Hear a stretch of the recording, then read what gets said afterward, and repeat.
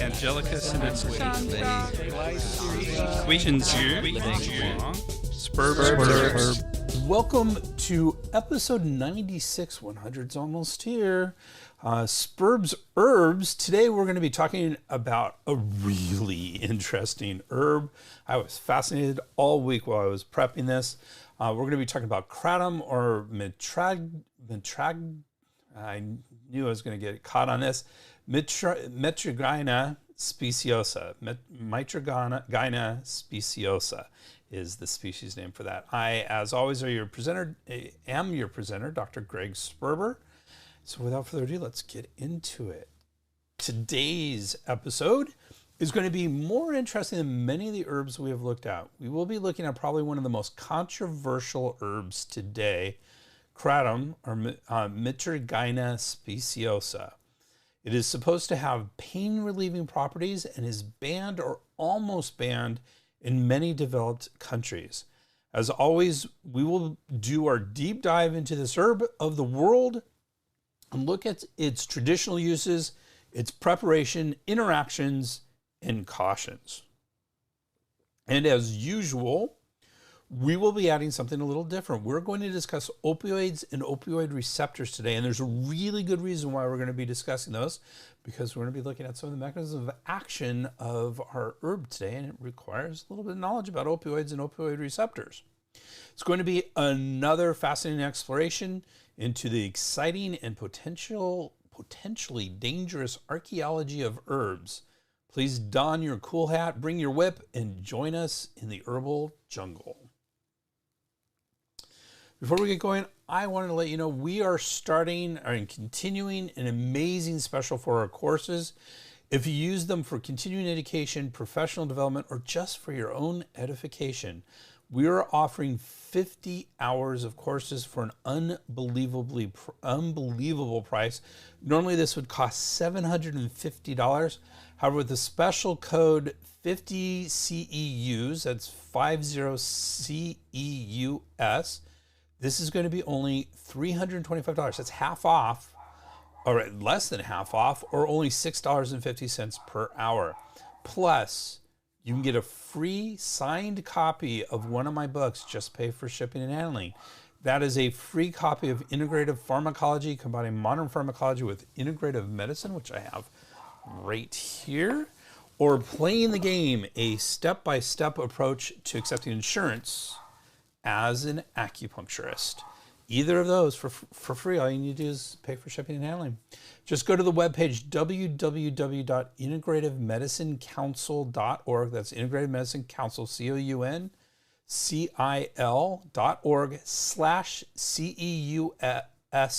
CEUS1. So integrativemedicinecouncil.org/CEUS1. CEUS1. For this amazing deal. It's absolutely amazing. Never done anything that good before. All right, I told you we were going to talk about opioid receptors. So as I got into today's herb, I realized we needed to have a discussion about opioids and specifically different types of opioid receptors. This is because today's herb, Kratom, by the way, I looked up the term for this. I always used to call it Kratom or something like that, but it is Kratom is the proper way to say it, at least according to the web. So because today's herb, Kratom, activates these receptors and actually has a lot of the same functions of opioids. A lot of people say it is an opioid. Other people say it is not an opioid. It just activates opioid receptors. So let's see, we'll talk about that a little bit. So let's see how these work before we get into our herb. Before we get into the receptors, let's begin by talking about why opioids are used in the first place. The main purpose of opioids is pain relief and the anxiety surrounding moderate to severe pain. These are the leading pain relievers for moderate to severe pain. They can also be used for reducing the cough reflex, intractable diarrhea, and illicitly for their euphoric effects. That's the old opium dens you might have heard about in Asia. Many opioids, such as codeine, dihydrocodeine, dextromethorphan, and hydrocodone, are widely used as antitussives which are stop coughing medications, usually in combination with an antihistamine or decongestant.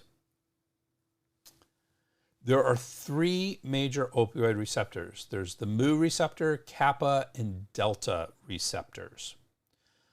And receptors are important in drugs. That's how most drugs work, is by activating receptors in the body. Not all, but most, or at least a lot of them, use receptors and then have biological effects. Opioid drugs have different affinities for each of these receptors, these three receptors, mu, kappa, and delta. Pain relief is mostly moderated by the mu receptors, with some help from kappa receptors in the dorsal horn of the spinal cord. In general, the receptors work by decreasing excitatory neurotransmitter release of the presynaptic neuron and dampening the response of the postsynaptic neuron. Okay, so this gets a little technical here. Let me get into this. So normally the way a neural connection works is you have an action potential, which is a change in the voltage of the neural the neural membrane, and that propagates down the nerve and gets to the end of the nerve. At the end of the nerve, it would just stop, but there are some mechanisms to get it past one neuron into the next neuron. Now, the space between neurons is called the synapse. That is a space. It's not an actual connection. There's a little gap between every neuron. And so the presynaptic neuron will usually release a neurotransmitter, which will diffuse across the synapse and then cause a postsynaptic neuron receptor to respond to that neurotransmitter. So that's the normal approach to this. So opioids, they work by decreasing excitatory neurotransmitter release of the presynaptic neuron.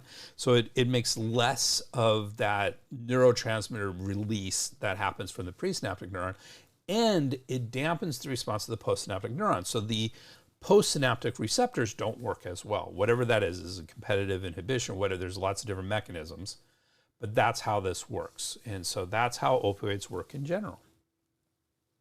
In the spinal cord, opioids reduce the release of substance P, a major attenuator of pain. So it actually increases pain when substance P is released. So P, I think, stands for pain.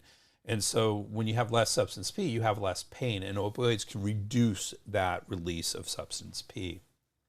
A fourth opioid receptor has been recently discovered. The role of the NOFQ receptor, it's N/OFQ, but it's usually pronounced NOFQ receptor, is still not completely understood, but appears to enhance or decrease analgesia or pain relief, depending on where the receptor is located. How opioids affect this receptor is being studied. So we're not sure. I didn't see anything as we're talking about kratom today. Didn't see anything about the NOFQ receptor being involved with kratom. But then again, I don't know a lot about normal opioids affecting NOFQ receptors. We're still kind of studying it at this point. Opioid receptors are located throughout the body, and their placement helps explain their beneficial as well as adverse effects. In the brainstem, which is the most primitive part of the brain, helps moderate respiration, blood pressure, cough, nausea and vomiting, meiosis, which is narrowing of the pupils, and stomach secretions. And so it does all that. That's where a lot of the side effects happen. One of the big issues with opioids is that it can cause respiratory depression. So it makes you breathe less, and to the point where the body kind of can forget to breathe. And so that's the brainstem is where that can play a role. The cough center is in there as well. So there's a lot of areas when it affects the brainstem that can explain some of the effects of opioids. The medial thalamus is another area in the brain, helps moderate pain that has an emotional component and is poorly localized. Spinal cord, initial integration of sensory information is performed here, and painful stimuli can be modified. So remember, the spinal cord is going to carry the information from the periphery to the brain, and so that's where we first start to experience pain. It carries pain, what we call efferents, or nerves going to the brain. We have the hypothalamus. Hypothalamus, if you're not familiar with it, is a part of the brain that's directly controls the pituitary. The pituitary is called the master endocrine gland. So the hypothalamus is very important for our endocrine system.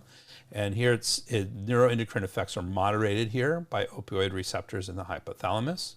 We have the limbic system as part of the emotional system of the brain. Opioid effects here are mainly modification of emotional behavior. And opioids can certainly affect emotions. And then we have the periphery. So everything else basically may prevent inflammatory chemical release. If you prevent inflammatory chemical release, you also reduce pain because most of the inflammatory chemicals are going to increase pain. So with that brief introduction into opioids and opioid receptors, that should help us understand as we discuss how kratom exerts its effects. So without further ado, here's kratom. So kratom is in the family Rubiaceae, which we're going to talk about. We've talked about it with several other herbs in our Spurbs Herbs series. We're going to talk about what that family is.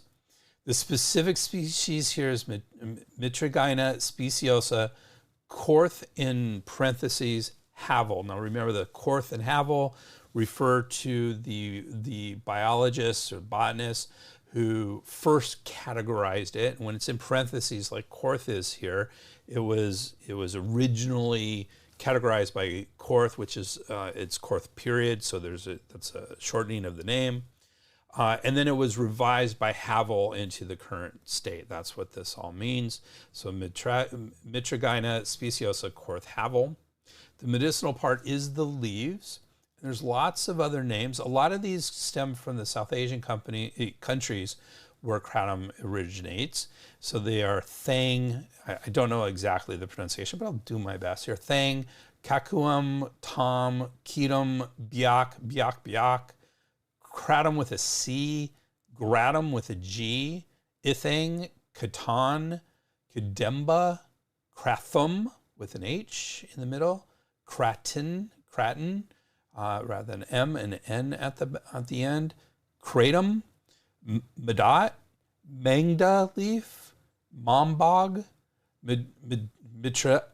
Mitragyne extract, Nauclea speciosa, that sounds like an old name for this, 4x100 or 4x100, Krypton, which actually usually, as I read further, is more about the main ingredient in within kratom. And then another name is herbal speedball. So that sounds a little ominous. So let's talk about the Rubiaceae family. The Rubiaceae or madder family consists of 611 genera and over 13,150 species. They are herbs, shrubs, and trees, mostly in tropical areas. They have opposing leaves with stipules or in whorls with unbroken leaf margins and leaf-like appendages at the base of the leaf stalks. The leaves usually are large and evergreen in tropical species, deciduous in temperate species, and needle-like or scale-like in desert species. The plants may bear a single flower or many small flowers clustered together. The fruits can be berries, drupes, capsules, or schizocarps, which are dry fruits that split into segments of a single seed. Coffee, quinine, ipecac, kratom, and gambir used in tannin all come from or are extracts from members of this family. And many are also common ornamentals. So that is a brief overview of the Rubiaceae family. Let's get into the history of kratom. According to Grundmann et al., traditional use of kratom in Southeast Asia was first reported in 1836, but likely dates back further primarily for two reasons: as an opium substitute in Malaysia and as a stimulant to increase work efficiency in Thailand. Sinosi et al. Say kratom, Mitragyna speciosa Korth of the Rubiaceae family, is a 4 to 16 meter high tropical tree indigenous to Southeast Asia, the Philippines, and New Guinea. Traditionally, in certain regions of Southeast Asia, the chopped, fresh, or dried leaves of the tree are chewed and made into tea by local manual laborers to combat fatigue and improve work productivity. In addition, kratom preparations have also been used for centuries during socio-religious ceremonies and to treat various medical conditions, such as morphine dependence in Thailand and as opium substitute in Malaya.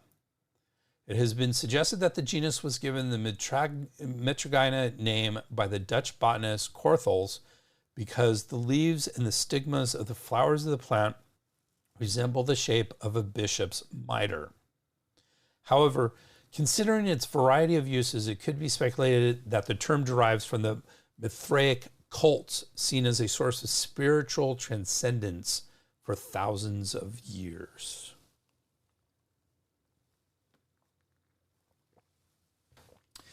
According to Mireles et al., two types of kratom can be identified based on the color of the leaf vein, which can be either green or red. Locals usually prefer the red vein, characterized by its bitterness and longer effects. Fresh leaves at a dosage of normally 10 to 30 fresh leaves per day are mostly used, chewed, swallowed as a powder, but they can also be dried for smoking or used to make tea. In 1943, kratom was put under regulatory control by the Kratom Act in Thailand, which is believed to be an economic move rather than a decision based on the concern for the public health. During this time, taxes were involved with the opium trade, and because it was so expensive, people started to use kratom as a substitute, and this had consequences for the Thai government's income. Later in 1979, kratom was classified in Category 5 of a narcotics classification by the Thai government in the Narcotics Act, the same as cannabis, opium, and hallucinogenic mushrooms, the least restrictive and punitive level. So not as serious. Those things would be considered quite serious in the U.S., except for maybe cannabis. But there you go. So we can't really talk about kratom without talking about its legal status. And so for this herb, we needed to add a new heading to our usual discussion. The legal status of kratom is always changing. One article says it's banned in 6 states in the United States, including Alabama, Arkansas, Indiana, Rhode Island, Vermont, and Wisconsin. Advocates have passed the Kratom Consumer Protection Act, or the KCPA, in 4 states, including Arizona, Georgia, Nevada, and Utah. Surprisingly, Utah. Most other states say it is legal, but it may be regulated. There are also local regulations. For example, the big city I am closest to is San Diego, which bans it. However, it's widely available, and there are quite a few stores in the county outside the city. In fact, where I'm at, when I was looking up kratom, I wanted to take photos, and I wanted to see if there's some kratom around locally. Within a few miles of me, there were at least 2 or 3 stores that were exclusively kratom stores. They sold nothing else other than kratom in these stores. Now, these were, I think, the 2 that I'm thinking of were in La Mesa, which is a suburb outside of San Diego County. It's a city unto itself. And so it's not regulated by San Diego City regulations where it's banned. The same patchwork of legality seems to be the norm internationally as well. It is illegal in the following countries: Australia, Denmark, Finland, Israel, Japan, Latvia, Lithuania, Myanmar, Malaysia, Poland, Romania, Russia, Singapore, South Korea, Sweden, Thailand, and Vietnam. Now, they say Thailand here, but I don't think it's formally banned. Anyways, it is also illegal in New Zealand without a doctor's prescription. So if a doctor prescribed it, you can have it in New Zealand. It's also illegal in Chile, according to a different source. Wikipedia, which is not one of my favorite sources in the world, but sometimes it has really good information. Wikipedia adds Bulgaria, Ireland, Norway, and the United Kingdom. So why is it illegal in these areas? Many findings indicate the benefits, which we will be discussing, do not outweigh the risks, which we will also talk about. It may be addictive. That is one of the major concerns for it. And there are deaths attributable to its use. Now, people will argue about whether they were really from kratom use or not. That's fine. But there are deaths that are surrounding the use of kratom.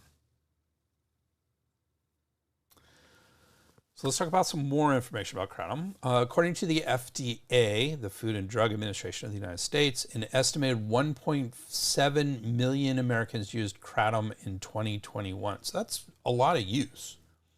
A web page, so that's 1.7 million out of about, I think we're up to, what are we up to, like 350, 400 million people, something like that. A web page from an addiction treatment center discusses 3 types of kratom, all from the same plant. So we mentioned red and green. This also adds in white.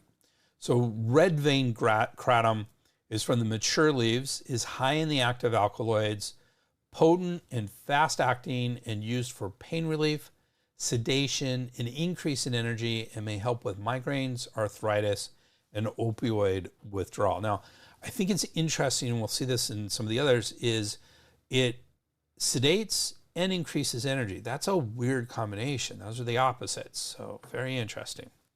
So that's red vein kratom.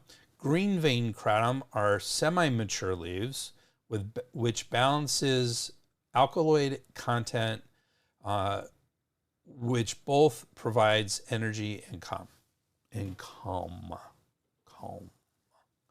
White vein kratom is from young leaves, high in stimulating alkaloids, and is energizing and uplifting. So we have red, which is mature, we have green, which is semi-mature, and white, which is young. Other uses. As I was reviewing the literature, the only non-medicinal use for kratom was a mention of its use as incense. This is suspicious, though, as smoking kratom is a delivery system for medicinal use. So one of the things that I read was that one of the countries, it's illegal, but you can buy it for incense, which to me seems like a loophole for people who want to use its medicinal substances, medicinal uses, but they didn't want them to do that, so they provided this incense sort of as almost as a loophole. I don't know.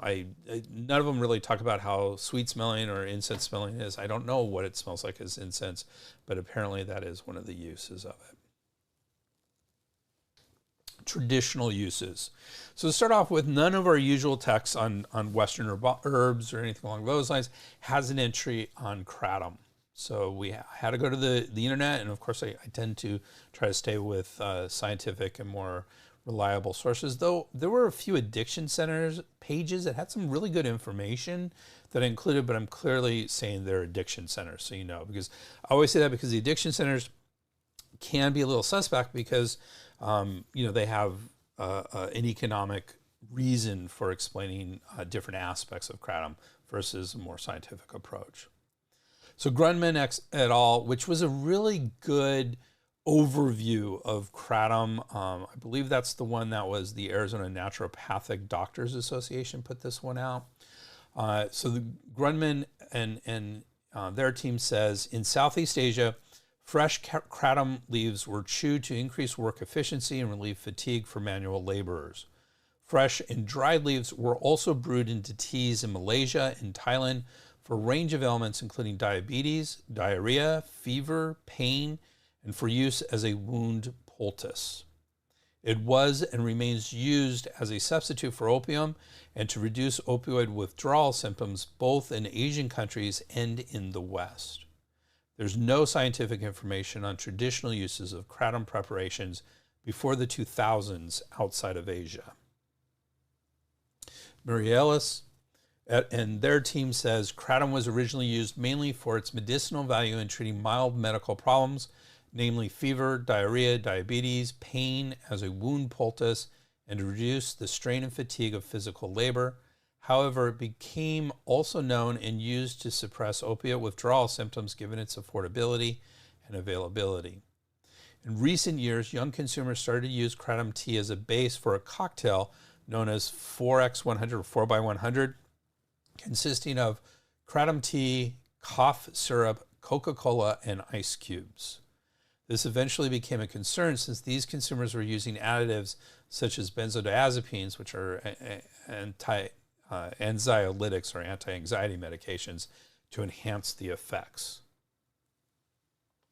Ulbricht and their team says Mitragyna speciosa has reportedly been used for centuries for its psychoactive properties, opium-like effects, and ability to treat opioid addiction and opioid withdrawal. When I first hear that, I go, okay, well, wait, it's opioid withdrawal and addictions.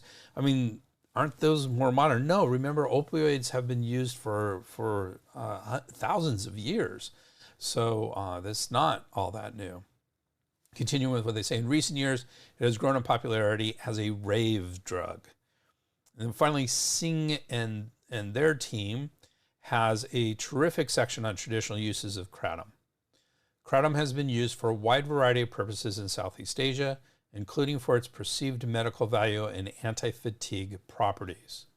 It's also used as a recreational drink when relaxing and socializing, largely among men and in some Thai villages as part of small religious ceremonies. Kratom leaves are used widely by women in villages as a household remedy for common ailments such as fever, cough, hypertension, diabetes, pain, and anxiety. It is also applied as a wound poultice and believed to be a deworming agent and appetite suppressor. One Malaysian study cited self-reports of ketam, which is another name for kratom, being used as an aphrodisiac to heighten sexual desire. Interestingly, the only medical use of kratom in the West has been to treat chronic pain. Men, on the other hand, consume kratom in the morning to improve work productivity and to combat fatigue. The coca and opium-like effects help manual laborers, e.g. farmers, rubber tapers, machine drivers, and fishermen, and those working in the blistering heat to continue without tiring. Most male workers learned to use kratom from other users in the community. In earlier periods in Malaya, where opium use was common, those who relied on opium repeatedly turned to ketam in times of opium scarcity. In the evenings, men use kratom as a drink when they relax and socialize. In villages, kratom is also served as a drink to male guests during social gatherings. Serves as a substitute for alcohol among Muslims in Malaysia and South Thailand because alcohol consumption is against Islamic teachings. Because kratom users are not considered to be alcohol users, they are free from the social stigma attached to those consuming alcohol. Kratom has also earned a place in some village religious ceremonies where it is offered to a god or spirit as a precious gift for fulfilling their desires or vows. And that is traditional uses. Let's talk about dosage and preparation. So according to Grundman and their team, kratom is primarily consumed orally. It is available in the United States, as powder, tablets, capsules, raw leaves, mostly dried, and concentrated extracts, mostly containing varying amounts of ethanol, alcohol. The doses range widely based on the dosage form, with powders usually suggesting a dose of 3 to 5 grams, while concentrated liquid extracts may only require 1 to 2 drops to be added to a beverage, according to manufacturer recommendations. Users may administer the extract several times per day to achieve improvement of their condition, although a majority appear to use the extract 3 times per day in doses of 3 to 5 grams. Self-dosing in combination with currently unregulated kratom product quality results in highly variable concentrations of the active ingredients mitragynine and 7-hydroxymitragynine. Another addiction center discusses dosing in an article about kratom, saying there are 3 major forms of dosing. Kratom is sometimes smoked, but is usually taken orally. Locals in Southeast Asia sometimes chew the leaves fresh from the trees or eat them in food. In the United States, kratom is available in several formats, all based on M. speciosa leaves, and comes either whole or ground up. Powder. Kratom powder is made by grinding the dried leaves and is usually sold in packets labeled not for human consumption, I think, to get around any legalities. Capsules, pills, or tablets.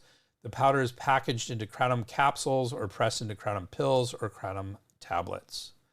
and tea. Kratom tea is made by brewing the dried or powdered leaves. The same article also discusses dosing of kratom. Kratom is not regulated or standardized and may be cut with other plant species additives. As such, it may be difficult to know what dose one is taking. The effects of kratom, particularly the stimulant and opioid-like effects, are dose dependent. Low to moderate doses, 1 gram to 5 grams of raw leaves, usually produce a stimulant effect that is described as pleasant but not intense like other stimulants such as cocaine or methamphetamines. Moderate to high doses, 5 grams to 15 grams, result in effects similar to opioids such as analgesia and euphoria.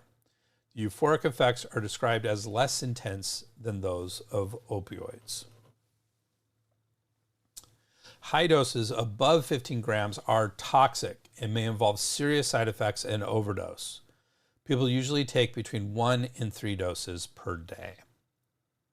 Many sources, including Ulbricht and their team, WebMD, and the United States Drug Enforcement Administration, say there's not enough information to determine safe doses, while some also add there are no safe uses and therefore no safe dosing for this herb. Quality. While it was very difficult to determine high-quality kratom, there were concerns about heavy metals, especially nickel and lead. The U.S. FDA conducted laboratory testing of 30 different kratom products from a variety of sources to determine if they contain heavy metals. The analysis found significant levels of lead and nickel at concentrations that exceed safe exposure for oral daily drug intake. Based on reported kratom usage patterns, heavy kratom users may be exposed to levels of lead and nickel many times greater than the safe daily exposure. Based on these test results, the typical long-term kratom user could potentially develop heavy metal poisoning, which could include nervous system or kidney damage, anemia, high blood pressure, and/or increased risk of certain cancers. So what does kratom do according to Chinese medicine, Chinese medical actions? There aren't many sources on a Google source for the Chinese medical actions of kratom. One source was a blog post from Michael Tierra. If you're not familiar with Michael Tierra, he's written books. He's quite well known and respected herbalist in both Western and Chinese traditions.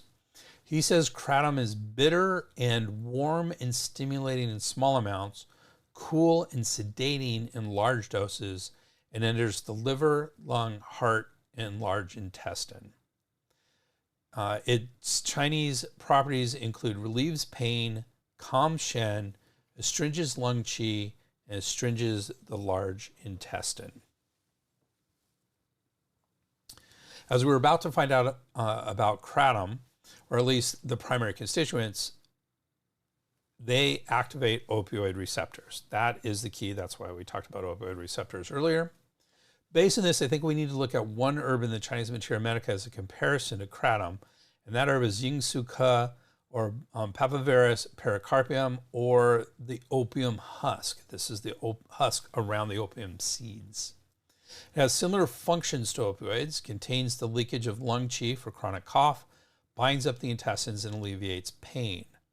Another function is not necessarily opiate-like, stabilizes the lower burner for polyuria or frequent urination, spermatorrhea, which is loss of sperm, spontaneous loss of sperm, or vaginal discharge. While traditionally Yingsu Ke was in the stabilize and bind category of herbs, it is currently listed in obsolete substances. Bensky et al., which is one of our main books for single Chinese herbs, says it is sour, astringent, neutral, toxic, and enters the kidney, large intestine, and lung. While there are differences between these two possible Chinese medical approaches to kratom, there's also a lot of overlap. Both say it enters the lung and large intestine. They completely disagree about its tastes and temperature. Tierra says it can be both warm and cool depending on dose, while Bensky et al. Say it is neutral.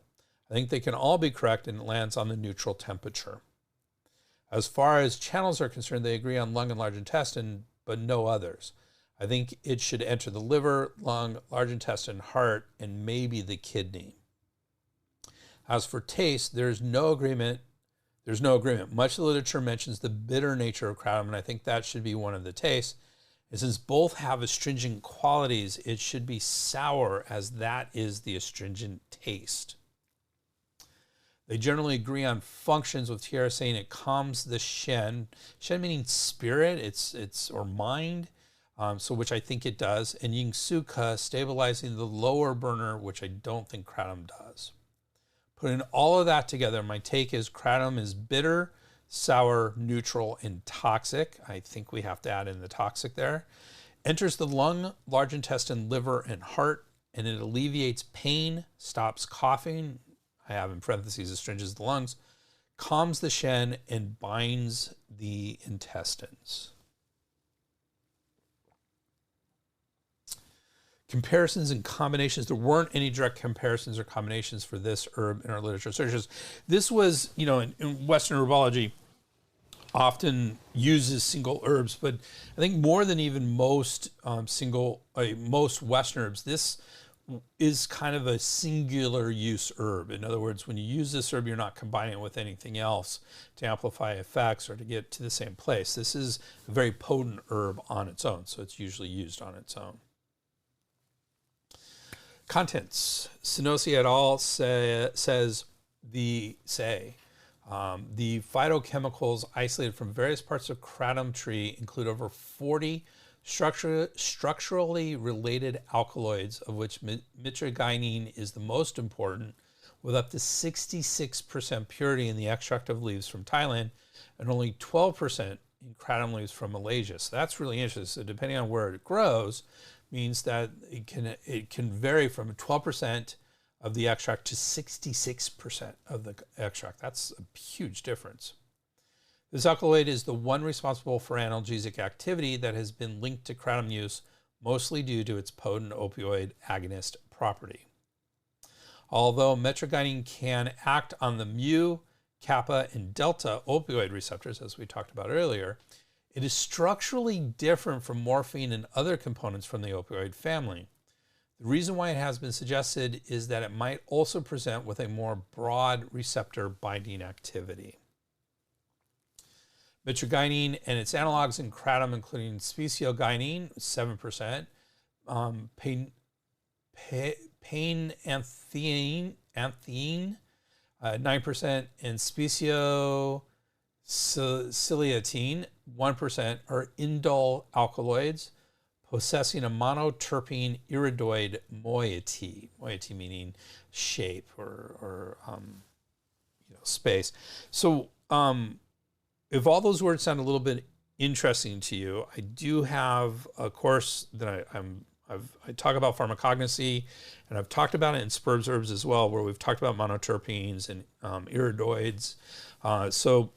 But it's heavy biochemistry. Differently, 7-hydroxymitragynin, a minor component, only 2% of M. speciosa, when isolated, demonstrates a potent antinociceptive activity in mice. So antinociceptive means that it combats pain. So nociception is the perception of pain. So antinociceptive, so preventing the perception of pain in mice. So that's the important aspect of it. Here, as we see that it works well in mice, we're going to find out. I don't think there's a lot of science showing that it helps pain relief in humans at this point. It is now considered to be a major contributory, that's the 7-hydroxymitragynin, is now considered to be a major contributory factor for the analgesic properties of M. speciosa due to its selectivity for mu and kappa opioid receptors. Remember, we talked about mu, kappa, and deltoid, but we said mu and kappa are the ones that really help with pain, are the pain receptors. The presence of a hydroxyl group at C7, carbon 7, increases the potency of 7-hydroxymitragynin to be 13 and 46-fold higher than morphine and mitragynin, respectively, both in vitro and in vivo. So what that means is it is 13 times more potent than morphine. Just stop there. That's huge. So that's a big one. And it's 46 times higher than in the other major constituent, mitragynine, in this herb. So, and those were from in vitro and in vivo tests. So that sounds kind of cool, and everything is Latin and all that stuff.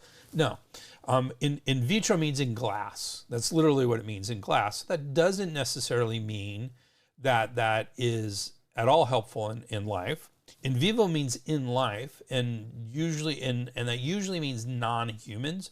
So we're talking animals, and that can be useful, but again, that's not humans. So we don't know if that has the same effects in humans or not. Certainly points to something, and it certainly indicates we need to have some human human research happening here. But in and of itself, in vitro and in vivo are not clinically useful. They're useful for research purposes. If you see these things in vitro and then in vivo, you go, okay, we need to design some clinical tests, some clinical tests meaning in humans. But until then, who knows?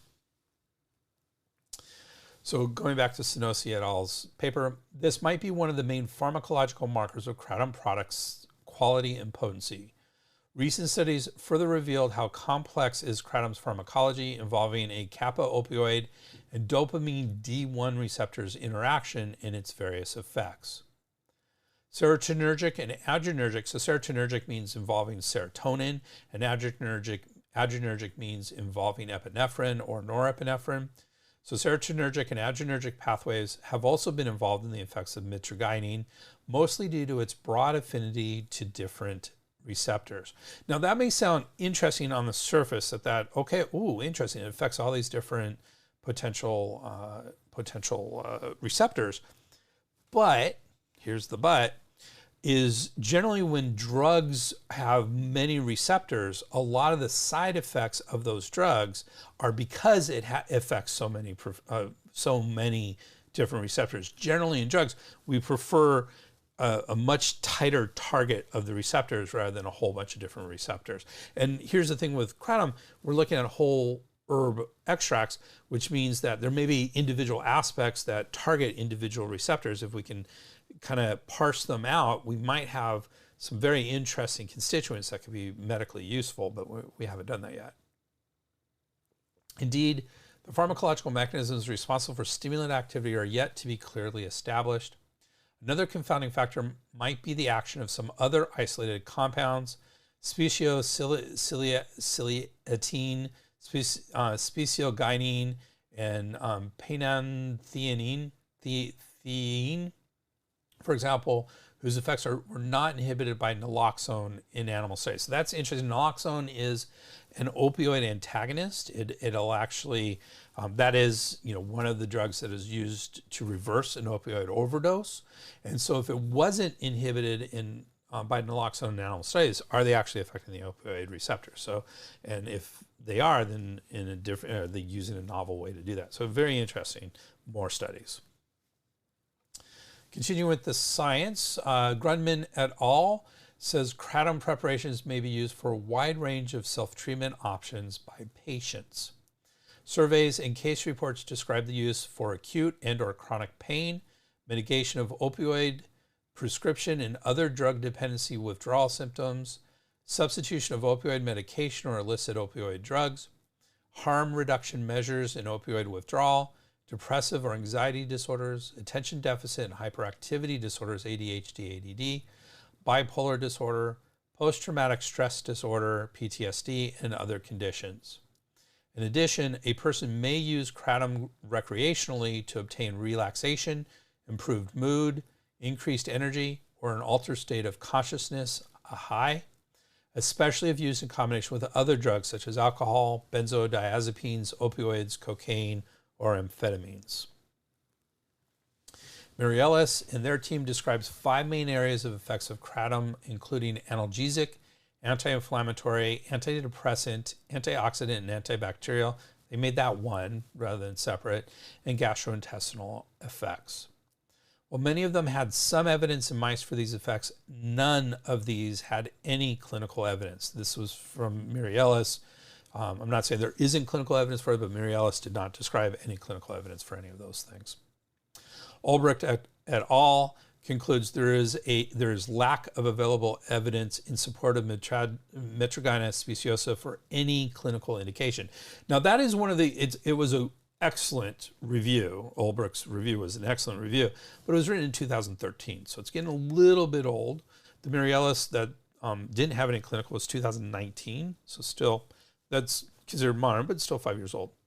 Here we go. A systematic review of the literature in 2021 found positive evidence for treating pain, withdrawal and independence, gastrointestinal effects, and anthelmintic effects. That's anti-worm effects. However, these were all in animals, in vivo or in vitro. None were clinical. So just a few years ago, we still don't have any clinical research on this. Jentz and Pippin 2023 discussed the mechanism of action of kratom. Kratom has only 4 known pharmacologically active compounds. Of these active compounds, mitragynine is the most prevalent, but 7-hydroxymitragynine is more pharmacologically active. Also, 7-hydroxymitragynine is an oxidized metabolite of mitragynine. Mitragynine is hepatically metabolized to 7-hydroxymitragynine. In other words, it's changed in the liver. Compared to morphine, 7-hydroxymitragynine has about 13 times the affinity for opioid receptors. 7-hydroxymitragynine has about 46 times the affinity for opioid receptors compared to mitragynine. I mentioned those earlier. Some studies suggest mitragynine is an agonist at the mu and delta receptors, while 7-hydroxymitragynine targets the mu and kappa receptors, although some studies argue that both act as partial agonists at the mu and delta receptors. So agonist means it activates the receptors, and a partial agonist means that it doesn't fully activate it. And that, depending on the effects you're looking at, can be positive or negative. So one of the important differences between opioids and the alkaloids in kratom is that they are pharmacologically and structurally different. Like opioids, the alkaloids from kratom initiate G protein-coupled receptors, GPCR, signaling. However, the major difference is that the kratom alkaloids don't initiate the beta-arrestin pathway. This is important because the beta-arrestin pathway is responsible for some of the adverse symptomatology seen in opioid use, including respiratory depression, sedation, and constipation. So there you go. So what they're saying is, okay, here's how it works. It's very similar to opioids, but different. And those differences might be beneficial for the use of kratom versus opioids. So that's kind of the bottom line here with Jentz and Pippin. So overall, the science, to me, doesn't speak to anything clinical at this point. It has a lot of interesting things, and it could do this or that and the other, but it hasn't been studied. It doesn't mean it doesn't do it just because it hasn't been studied, but I think we need studies. And given the dangers of kratom, which we're going to get into in just a little bit, I'd be very concerned about patients taking this. And I have had one patient who was on kratom. He had knee pain, and kratom was the only thing that controlled the knee pain. He wanted to see if acupuncture could help. But he had tried lots of other things and nothing really helped. And he really presented to me like someone who is an addict. He really, really did. It was like anything I said, okay, well, can you stop the kratom for a little bit to see if the acupuncture will work? If kratom is affecting opioid receptors, acupuncture can affect opioid receptors. So I really want you off the kratom to see if the acupuncture can help. And he just would not even consider it at all for even a week, even a few days. I couldn't get him off the kratom, and he talked about it with reverence. Just the overall impression I got was the impression I get with a lot of the addicts that I've dealt with in my career. So very interesting. Okay, moving on to drug-herb interactions. There are several potential drug-herb interactions with kratom. Combining Mitragyna speciosa kratom with alcohol, benzodiazepines, opioid sedatives, and neurologic agents may cause oversedation or potentially respiratory depression. Combining Mitragyna speciosa kratom with caffeine, stimulants, cocaine, or the herb yohimbine may cause overstimulation or elevated blood pressure. One study found kratom inhibits cytochrome P451A2, 2C19, and 3A4. Another study adds 2D6 inhibition. So if you're not familiar with cytochrome P450, we usually look at it and talk about it. Cytochrome P450 is one of what I would call the four major risks for drug-herb interactions, and especially 3A4 is at high risk. About 40 to 60% of drugs utilize 3A4 for metabolism. So if anything inhibits or affects that, it can really cause drug-herb interactions. It appears kratom may inhibit, but is not a substrate of P-glycoprotein. This would be another one of those four major targets of drug-herb interaction risks. So the fact that it inhibits P-glycoprotein is an issue. Finally, combining kratom with monoamine oxidase inhibitors, including passion flower, Syrian rue, or ayahuasca, may cause serious reactions. And what was interesting was it caused serious reactions. Now, all of these are D-level evidence, lowest level of evidence. At least with the cytochrome P450 and the P-glycoprotein, those were in vitro, which is a D-level evidence, but it's as close as we get to looking at those. The rest were often just kind of expert opinion or maybe some animal studies. So this last one may cause serious reactions. I don't know what kind of serious reactions. They did get into it, this particular review, so I'm not sure. Finally, let's get into concerns about kratom. There are extensive lists of adverse effects, red flags, and toxicology of kratom. Jensen Pippin summarized these. Kratom and its metabolites can cause a variety of symptoms, including neurologic, metabolic, and psychological symptoms. A study by the National Poison Data System in 2019 found that the most common presenting symptoms after kratom ingestion included agitation, tachycardia or rapid heartbeat, drowsiness, and confusion. As many patients with chronic pain or a history of opioid dependence turn to alternatives for managing their symptoms, kratom has become a popular choice. However, given this substance is unregulated, it has the potential for patients to develop dependence, addiction, and toxicity. So when we say dependence and addiction, those are addiction, and that becomes a major area of concern. A lot of people are saying it's not addictive. A lot of people are saying it is addictive. Here's the bottom line to me is anyone involved in the industry, anyone taking it and they say it's not addictive, I don't buy it, because addicts obfuscate. That is a hallmark of addiction, is that they will deny. Denial is huge. So you can't trust anyone in the profession, or when I say the profession, anyone who is in the business of kratom and people taking kratom. They're not the sources, even though they have the most information about what it's like to take it. They also aren't addiction experts, and have a fundamental bias against addiction. Okay, continuing with Jensen Pippin. Multiple organ systems are at risk for potential injury due to kratom ingestion. Multiple case studies have found a range of toxicities and adverse events associated with kratom use, including hepatotoxicity or toxicity to the liver, seizure and coma, lung injury, kidney injury, and cardiotoxicity, so toxicity towards the heart. Pregnant patients who use kratom have an additional risk of their newborns developing neonatal abstinence syndrome. Long-term cognitive impairment has also been seen in those with chronic kratom use. In some cases, kratom toxicity has also been linked to death. It is also important to remember that kratom is an unregulated substance, so the potential for tampering makes it potentially dangerous. Also, patients with a variety of polysubstance abuse are predisposed to kratom toxicity and death. In other words, if you've had other substance issues, this is more dangerous. Based on these adverse effects, Jensen Pippin also discussed potential contraindications. Patients with liver, neurologic, pulmonary, renal, or cardiac disease should avoid this substance, as there have been multiple case studies showing that kratom can potentially cause injury to these organ systems. It is also best for pregnant patients to avoid kratom use due to the potential for newborns to develop neonatal abstinence syndrome.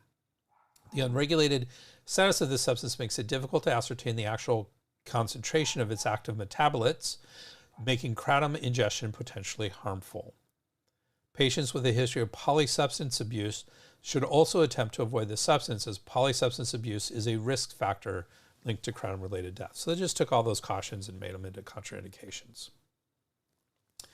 Grunman et al. Also discuss adverse effects. The most common adverse effects with the use of kratom are nausea, vomiting, constipation, stomach upset, and either drowsiness, dizziness, or irritability, agitation. Dry mouth, sweating, sedation, and tachycardia have been reported in doses over 8 grams. Intrahepatic cholestasis, so that's within the liver, gallstones basically, and hepatic liver enzyme elevation has been reported with chronic and frequent use 1 month or longer of kratom. Liver function returned to normal after cessation of kratom use. That's a big indication. Withdrawal symptoms associated with kratom cessation are dose-dependent and may include decreased appetite, diarrhea, agitation, sedation, insomnia, hallucination, changes in heart rate and blood pressure, and seizures.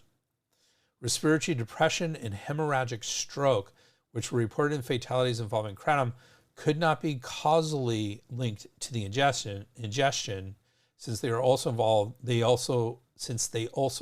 other drugs and or medications. So in other words, kratom is associated with these deaths, but may or may not be the cause of them. Okay, there we go. Summary. We started our discussion today with a look at the current state of artificial intelligence. Oh, no, we did not. I did not change that. We started it by looking at opioid receptors and opioids in general.